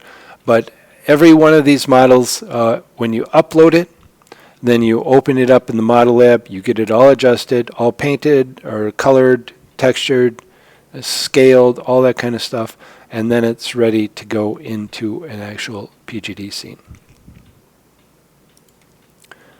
So we're going to take just a very brief amount of time to touch on the PGD here, and then we will, like I said, save the nitty-gritty of that for subsequent streams. When the first time you come in as a game master, you will have no scenes listed here except one. You'll have one unnamed scene,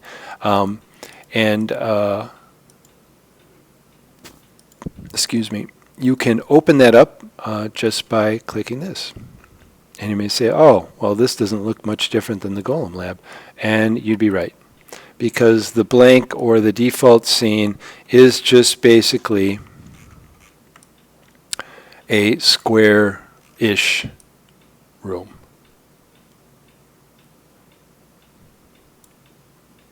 And again, a lot of the same controls are here. You can see there's a bunch of other controls here we'll get to in a second. If you want to see everything that's in the scene, you can do that. And again, there's nothing except the actual walls, floor, and ceiling. You can reset back to the default scene view there. We can go to a top-down view. Look at that. 2D mode. What's 2D mode? We'll get to that in a second. We can do front view again. This is very just kind of profile view, even with the floor, so this helps for aligning things. And you can go to the side view, which won't look much different. It's just going, instead of from the front, from the side. So in addition, we have a couple of other options here. The scene view by default is set up just like we're looking. It's out from what's called the origin of the scene, which is right down here, and it's up depending on the height of the ceiling, and it's kind of angled looking down. That's just the default scene view. If you don't like that, if you don't want when your players load up this scene, or you load up this scene for your players, you want the viewpoint to be somewhere else, you can do that. You can adjust your viewpoint however you want. If you want them over here looking into at this exact area of the room, what you can do is you can come and just save this, and basically this saves the current scene, the current viewpoint, whatever is in the viewport right there, it saves it as the default view so that anybody who loads this scene for the first time this is where their camera will be. And then anybody who selects this option from the menu will also come back to this position. You can also add this as a new viewpoint. So if I want to click this, we just added a new viewpoint to the scene. You can see it says custom viewpoint. We're going to go over here and we'll get into these options again. We're going to touch on them right now, but we'll get into them in much more detail in subsequent streams. But you can see this custom viewpoints area. You can see it came in with a default description of custom viewpoint. And basically what we want to do is we're going to say this is a demo viewpoint. And then if we drop our viewpoint menu down again, you can see demo viewpoint. So if I go back to the scene, the default scene view here, oops, and then I pick custom or demo viewpoint, it puts us right back where we were there. So this is very handy if the Dungeon Master wants, at any point during a live session, wants people, hey, I'm going to tell you guys about something. I want you all to look here, change to this viewpoint. And everybody kind of gets a common look at what's going on.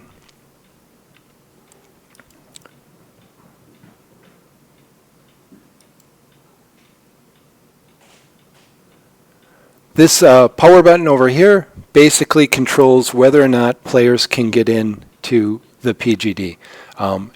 As a Dungeon Master, you may want to be in here authoring, creating, making encounters. You don't want to be quote-unquote live. And so until you turn this on, players have no way to get into the PGD itself. Excuse me 1 second.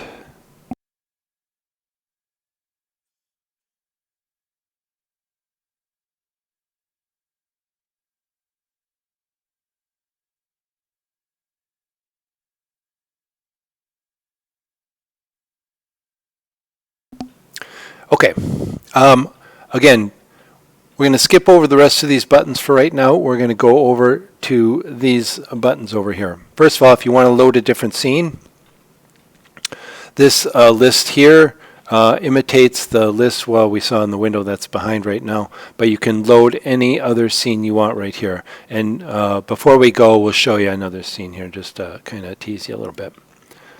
This button here, if you click this, just creates a blank, unnamed scene just like this one that you can start modifying all you want. So this is the scene properties menu, and this controls a great deal of options about the scene. We're going to blaze through this pretty quick in this stream. We're running short on time, but I do want to touch on some of this stuff just to kind of give you a little bit of a teaser. And then again, in tomorrow's stream, we'll get into this in more detail, I promise. Obviously, we can rename the scene. So this is our demo stream scene. You can see it changed the name, and if we've got our PGD list of scenes back here, demo stream scene. So just changes the name. Here we change the dimensions of the scene. Right here we've got a 10 by 10 by 4 area, and you may say, oh, there's only 3 there. Why is the height 4? In the keep, we count vertices, not actual columns. So this is 1, 2, 3, 4. That's how you determine the size. So just keep that in mind when you we'll get into matching up of map graphics with the grid itself. And that can cause a little bit of confusion, but if you're aware of it, it's no big deal. If you want to change the size of your scene, very simple. You can just click on these. Want to make it a little higher, no problem. And we've got a much bigger scene. And another thing, just to point out, you might be noticing, wait, where did those walls go? Everything here in the keep has what's called backface culling turned on. So you can look into the room, into the box. You can, just like in the Golem Lab, you can turn off your walls, ceiling, and even the floor. But when those are on, it's like a two-way mirror. We're looking through this wall right here. You can't see it, but if we go over here, you can see that the wall is actually there. And this allows people to look into the, you can have walls. If you switch into a viewpoint where the viewpoint is in, right, you see all the walls. But when you're looking at a viewpoint from without in a more third-person area, you want those walls to be there, but you still want to be able to see into the scene. So that is by design, and when you're running an encounter, it's much handier that way. In the figures and objects section, by default, anything you add to the scene is added at the origin, or this corner right down here. If you don't like that, you want to add things at a specific set of coordinates, you can just change that, and then the next figure or object that you add, or any subsequent figure or object that you add, will be added at those coordinates. Fog, you can have fog in your scenes. So if you want to add fog or mist, you can add it to the point where you can't see anything, but then you can back it off, and then you can also change the color of the fog. So if you've got a stinking cloud and you want it to be this kind of nasty green, that's fine. This is also, you can do other cool effects for something like an underwater scene, and kind of give the effect of something like that, where it's giving both the color and the fog effect. The DM light is a light that the DM sees all the time, but can turn on and off via this button here is for the players. So sometimes you may want to have a scene that it has some lighting conditions that you want the players to see. Sometimes you may not want that, and you may want the players and their characters to rely on any light sources that they have. You can do that anyway too. And again, you can change the intensity of the light, the ambient intensity, the radius if you want to bring that in. Or again, the color, and again, the color can be used for a lot of different effects that you want to do for your scenes.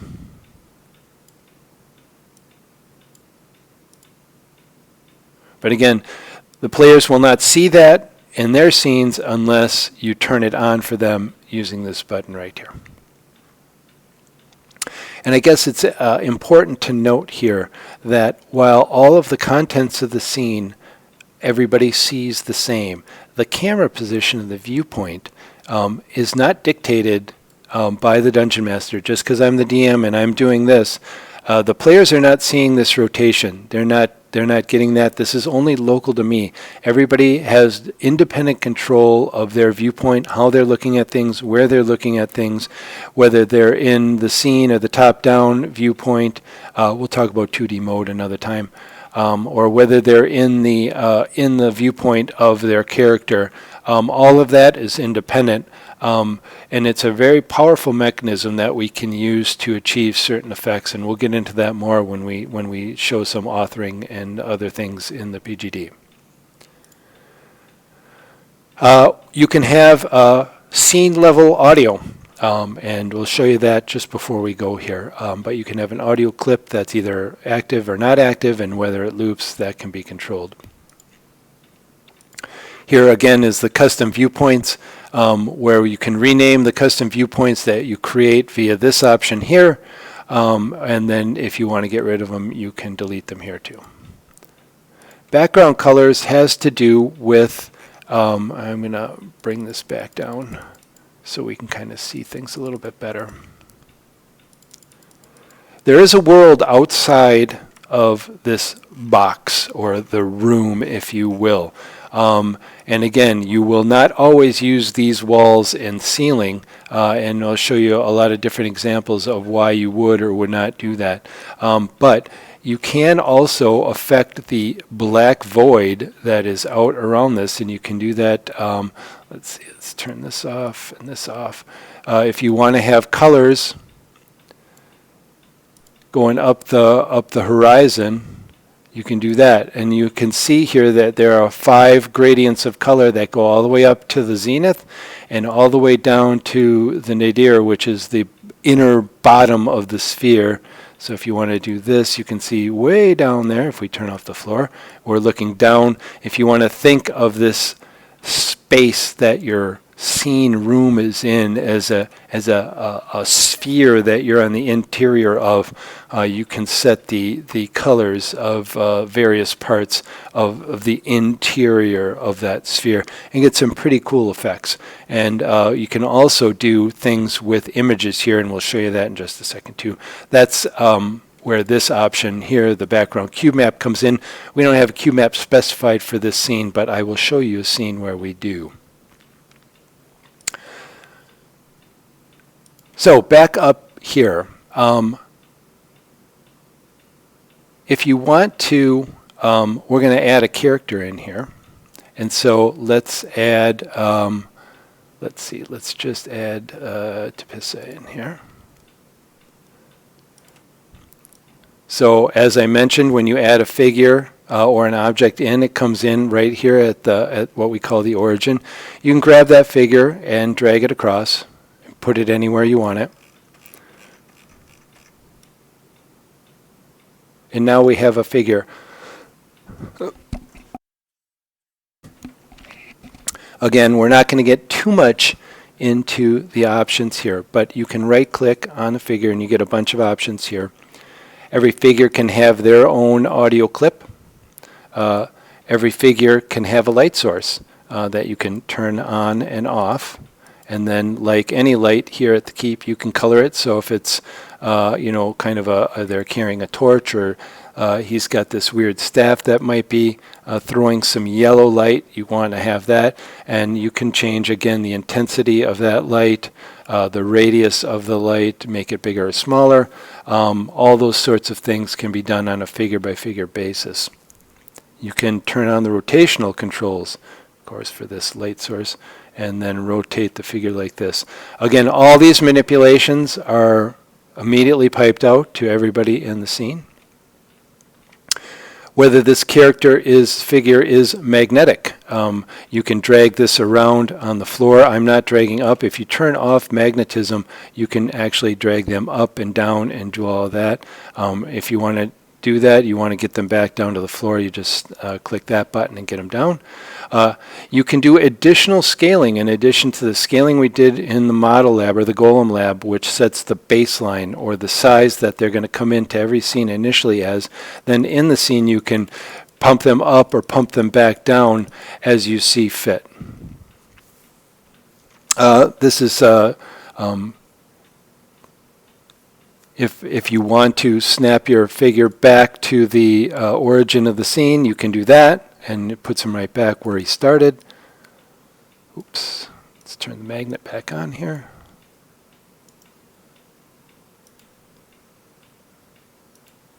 And finally, if we want to remove him from the scene, we can do that. Also, you see, again, the token image that's associated. You see the class and what the basic character information.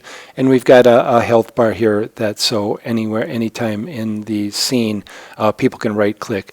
Again, players don't have nearly the options. They do get a context menu. They can right-click on any figure or object in the scene, but they see vastly limited information. And then if we want to remove this figure from the scene, we can either do it here or we can use this up here as the toggle, so we can remove that. If we want to add an object, we do that from this menu here. Excuse me, I'm talking too much and my throat's getting really dry. So if we want to, say, add a campfire in, and again, because we didn't change the default position, the campfire comes in here. And this has a kind of cool, you can set up what's called an emissive light source. So if we turn off all the lights in this room, you'll still see the fire because it's emitting its own light. It doesn't throw any light, but it does emit light. So you can do cool things with swords or magic effects, things like that, if you want to. Once you have some figures or scenes, figures or objects in the scene, some of these other menu options, if you want to find, we only have one figure, one character figure in the scene, so this isn't really all that relevant. But when you have a whole bunch, it's nice to be able to go, oh, where's that guy? And it just kind of zooms in right on the top of it. So if you need to do something with that, it's easy to find them. And the same thing for the objects in the scene as well. Objects also, you can rename the object if you want. So if instead of using the default campfire 01, you can change that and you can add some information about that your players will see. You can do scaling, translation, which is moving instead of just dragging, which you can do. You can also use it more fine controls here. You can do some rotation here if you want to. Again, the light source for the object in question you can use here. So if we want the fire to throw some orange light, and we can turn that on, and you can see that the fire is now throwing light instead of just emitting it in these kind of flame type parts of this. And again, same types of things for rotation, keeping it magnetic. If you want to lock an object in the scene so that when you're moving around and doing this, you don't accidentally grab an object and start dragging it out of place.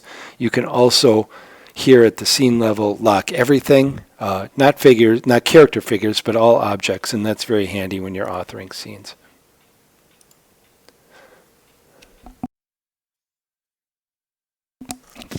And again, we have scaling. If you want to create another copy of this exact object, you can do that here, or you can remove it. You can also, any object can also have an audio clip associated with it, and we'll show you that in just a second.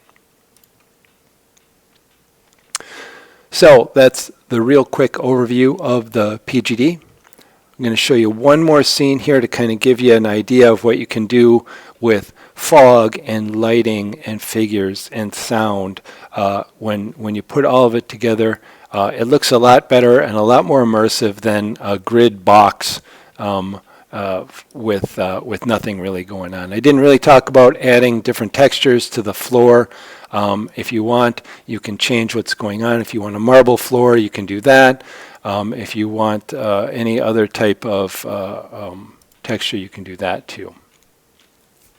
Not all of these are particularly relevant for the floor, but you can see you can do a lot of different effects. One other thing that we didn't talk about, I'm going to touch on real quick, is when it comes to our the floor, walls, and ceiling, you can add elevation changes.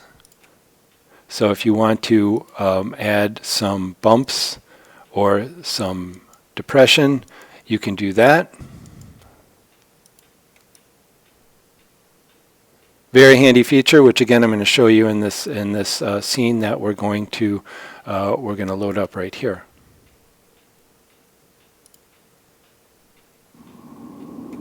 So here you can hear that you can see that we have some fog going on. We've got a character figure here, Torbrindor Slate Shatter. We've got Yeti up here. We've got, obviously, we've got some wind going on. We've got mountains. We've got elevation here. And you can see it can get very immersive if we switch into Torbrindor's viewpoint. We can see exactly what he's seeing now. As him, we can walk around the scene.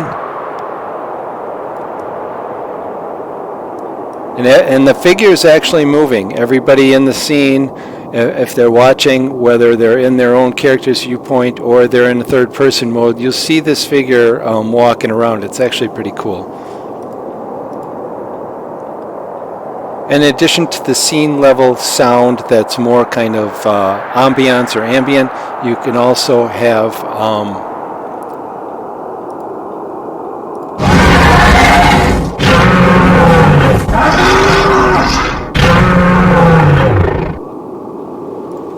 So you can get some pretty cool effects. Again, the players would not see this menu pop up. This is only something that the Game Master would see at that point. They would just hear the howl or the scream of the monster and probably get scared out of their minds. But we'll get into what it takes to do this. It's actually very simple. In this scene, we have just the two figures. We have 4 rock formations, and we added a little bit of terrain up here to get this plateau where the Yeti's standing, and that was it. Added the background sound, the scene level sound, and we set that to loop so that it keeps going throughout the entirety of the scene, no matter how long it is. And then again, we can, anytime we want, we can fire up the Yeti scream.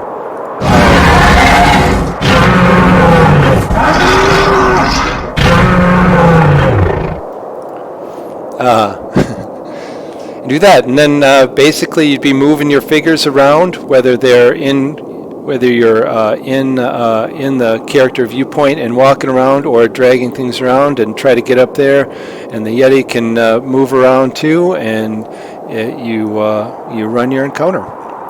But there's a lot of different things, a lot of different options you can do, making these scenes very, very immersive. You can also see we did a little sky color here. Here's our audio is looping. Unfortunately, the sound clip is not seamlessly looped, but that's all right. You can see that we've got some very subtle variation on the sky color. You can see, we should lock down all of our objects so we don't drag things like that. Now if I grab on here, you can see I'm not moving that mountain anymore. You can see we've got the fog is set up here, and so we are good to go. I think Torbrinder is in trouble. Or we can just reset.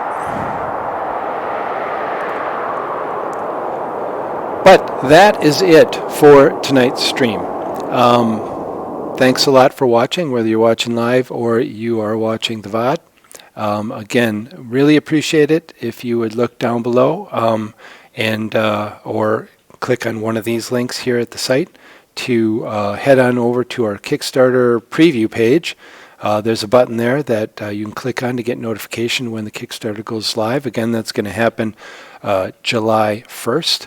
And we would really appreciate your support. We're looking to raise some money to continue development of the software. Obviously, you can see here that it's fully functional and ready to go. We're running in limited test groups. We're running actual games, actual live sessions. Everything's working great. We're very happy with it. We continue to augment the software. The scene level and the character and object level sound clips were the latest things. Those just got released this week, finished up this past weekend. So we're constantly doing more development, but all of the things you need to run your games, manage your campaigns, run live gaming sessions, all ready to go.